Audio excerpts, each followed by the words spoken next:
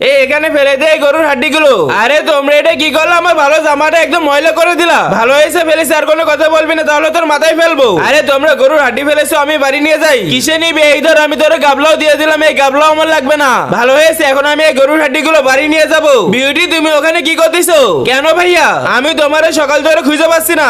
ও, আর তোমরা এখানে গরুর হাড্ডি নিতে এসেছো, যাও বাড়িতে রান্ধো। ঠিক আছে ভাইয়া, আমি আগে এই গরুর হাড্ডি গুলো ভালোভাবে এই পানি দিয়ে পরিষ্কার করে নি, তারপর আমি এই হাড্ডি কাটা মেশিন দিয়ে হাড্ডি গুলো ভালোভাবে কেটে নিয়ে তো আমার হাড্ডি কাটা প্রায় হয়ে গেছে। এবারে আমি হাড্ডি গুলো গরম পানিতে কিছু সময় জন্য সেদ্ধ করতে দিয়ে দিব। তারপরে দেখতে হলে আল্লাহর এই সুন্দর নামটির জন্য যারা এই ভিডিওতে একটা লাইক সাবস্ক্রাইব করে দিবে। হে আল্লাহ, তুমি তাকে হজ করো, তৌফিক দান করো। এই তো আমার গরুর হাড্ডি গুলো সেদ্ধ করা হয়ে গেছে। এবারে এগুলো উঠিয়ে গাবলাই করে উঠিয়ে নিয়ে ঠান্ডা পানিতে কিছু সময়ের জন্য ভিজায় রাখি। সাথে আমার ভাই এই মশলাগুলো কুচিয়ে দিয়েছিল, এই জন্য আমি তাড়াতাড়ি রাঁধতে পারতেছি, তাড়াতাড়ি মশলাগুলো ভালোভাবে কষাইনি। এবারে এক এক করে সব গরুর হাড্ডি গুলো দিয়ে দিব। সাথে আমি পেপসিও দিয়ে দিলাম, খেতে অনেক বেশি মজা লাগবে। এই তো আমার পেটে রান্না হয়ে গেছে আর অনেক সুন্দর ঘিরানো বেরোচ্ছে।